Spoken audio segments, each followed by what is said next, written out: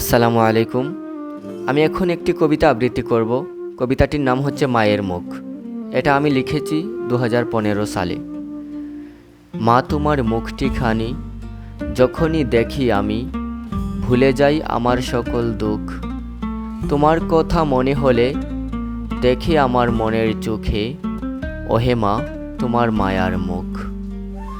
মা তোমায় ভালোবাসি, তোমায় দেখে আমার আখি, তুমি হলে প্রিয় যে আমার।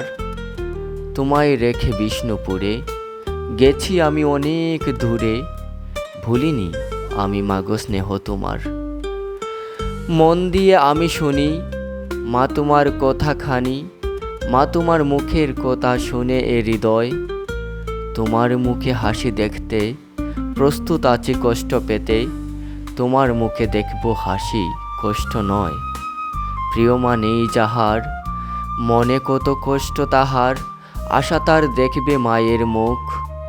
আহ মনে কত দুঃখ তাহার, এই মা নেই যাহার, জীবন ভরা রইল তাহার সুখ। ধন্যবাদ সবাইকে। যদি আপনাদের কবিতাটি ভালো লেগে থাকে দয়া করে আপনারা একটা লাইক করতে, কমেন্ট করতে এবং শেয়ার করতে ভুলবেন না।